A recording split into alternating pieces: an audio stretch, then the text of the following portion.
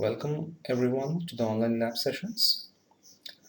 This is probably the first lab class in this class 12. So keeping in mind the current scenario, these lab sessions I think will be helpful to all of you all.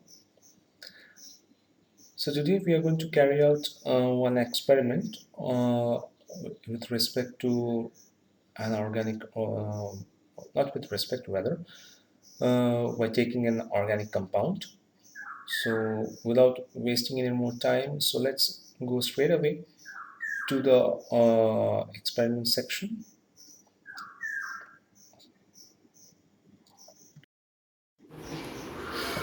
Good morning, students. So this is probably a new way of doing practicals for this time, but can't help it. But still, let's us do the practicals in a different way.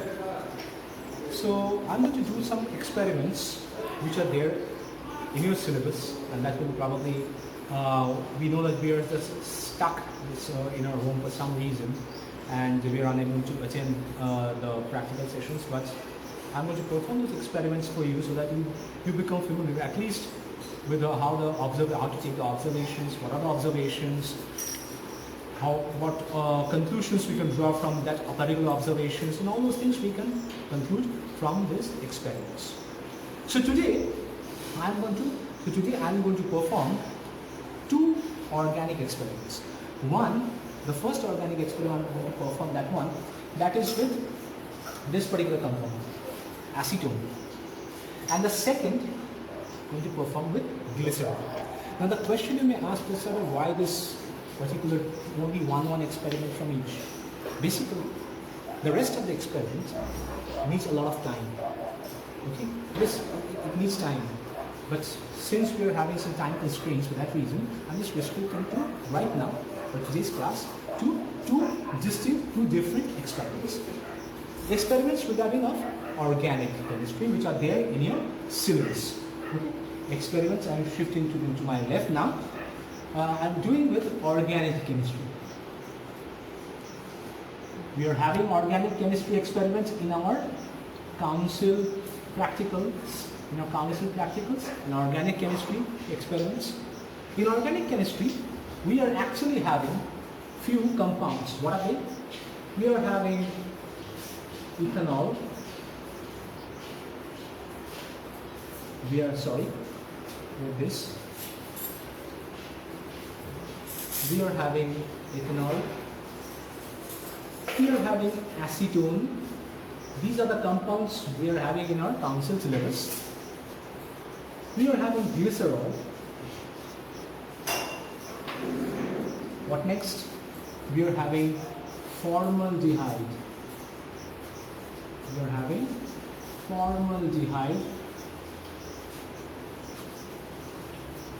What next we are having? We are having benzoic acid. This one. So 1, 2, 3, 4, 5. Another one is there. And there's another one. Ethanol, acetone, glycerol, formaldehyde, benzoic acid. So another one, yes. And next another one is we are having aniline. We are having this compound. We are also having glucose. We are also having phenol. So these samples we are having in organic chemistry for analysis. So what we are having, don't get confused with this one. Let me just map a boundary over here. These are the samples. If I mark from here, I think these are the samples. I'm drawing a border basically. Okay. So I'm starting. We are having ethanol. We're having acetone, glycerol, formaldehyde, benzoic acid, aniline, glucose, and phenol. These compounds we are having in our organic practicals as our council syllabus is concerned. For today's experiment, out of these, I have chosen two different compounds.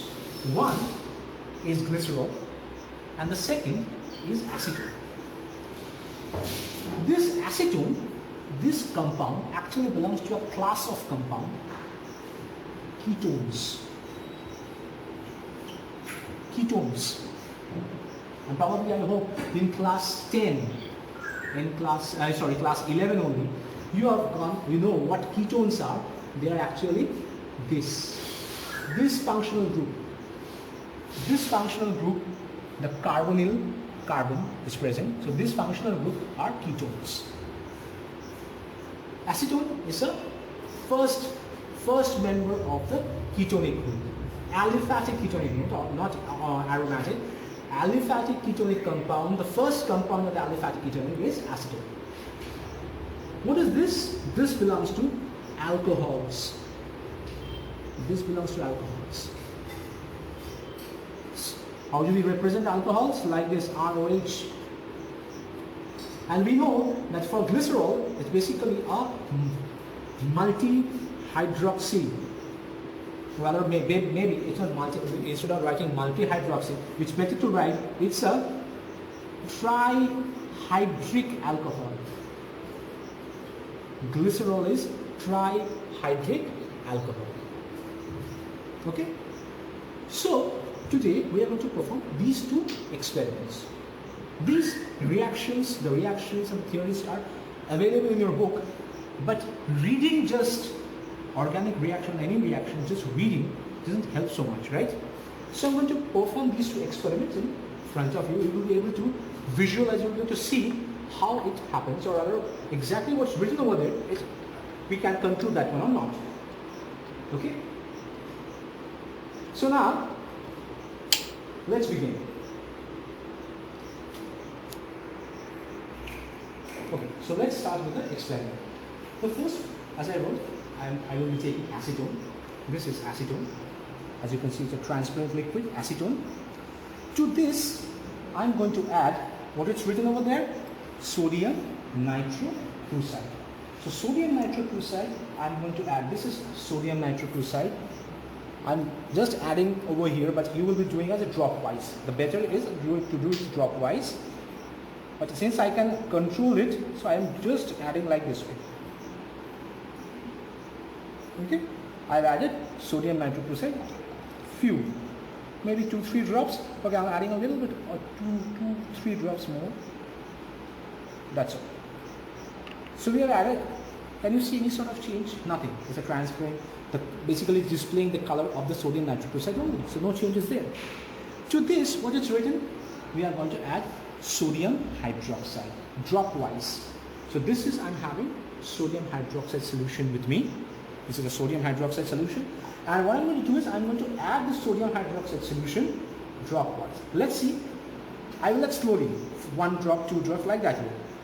So, few drops, it said, but we will add few drops till that portion, till that level, until and unless no observation arrives. Let's see what happens if we have 1 drop. There is something which is happening. There is something which is happening. A red or orange light type of thing is forming, isn't it? You can see that one. There is a orange or a red color thing is forming. I'm going to add 1 drop more. Yes, now. And if I add and mix this one, and if I add and thoroughly mix this one, what I can see that from a transparent solution, which is basically displaying the color of sodium nitroprusside, and after the addition of this sodium hydroxide, which is once again a transparent colorless solution, what I obtain a red or orange, a reddish orange, or rather orangish red color. Okay, an orangish red color solution has been formed.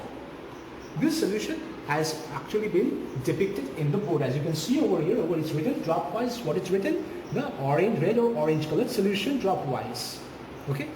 Acetic acid is not forming. That's a separate. Till this much. Remember, this is another reagent which we are going to add later. This is not forming within this reaction. This is separate. Don't consider this one. Okay. Don't consider this one. Till this much, after the addition of NaOH, this much is forming. Forget this. Red or orange, as you can see, I'm writing it. Can you see over here this distinction? Red or orange color? Okay, red or orange color? Alright. Now, as it is said, after the addition of acetic acid, the color should again change. Now I'm going to add acetic acid dropwise. I'm going to add 2 drops.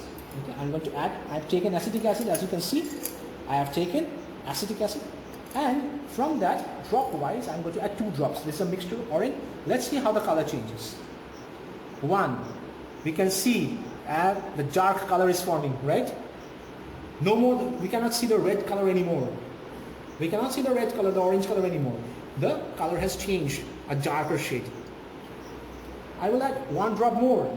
This is, and what is written? Wine red or purple color. We can see, can we see the wine red or purple color? Can you see along the sides of the test, sides of the test tube is basically a purple color is there, or a wine red color, whichever you are comfortable with. Some places you will see wine red, some places purple. So this is, I've added a two drops more, so 4 drops. So this is purple. I hope this purple is quite clear with the, along the glass slides you can see the sides of the test tube can reflect slightly the purplish, the purple tinge, the color, reflection of this color is over there. Okay, so this actually confirms that this compound is acetone. This is a confirmatory test for acetone.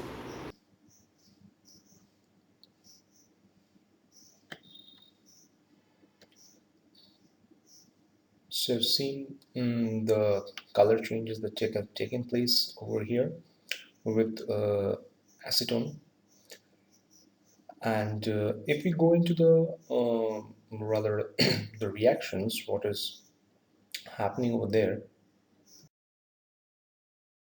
So there it goes.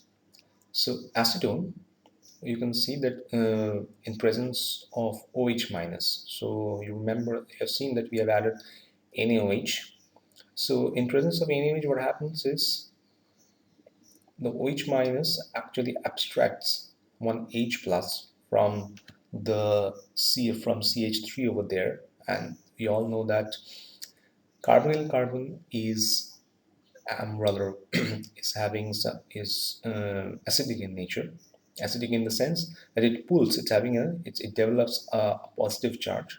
The carbonyl carbon develops a positive charge, and for that reason it pulls the electron from the nearby carbon, that's the alpha carbon centers, which results in the development of of positive charge centers over the alpha carbons, which makes the hydrogens of the alpha carbon slightly acidic.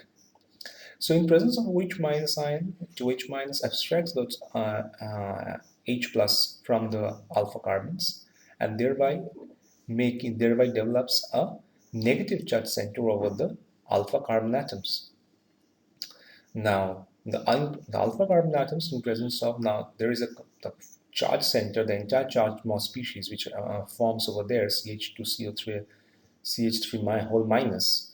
This anion portion, the entire anion section, then in presence of the sodium nitroprusside, it reacts with the sodium nitroprusside is given the formula. It reacts with that one to form a complex. That big complex, the section is given over there. The red. This is the complex which forms, and that complex is actually the red colored complex, the orange colored complex, which you have already seen in the video.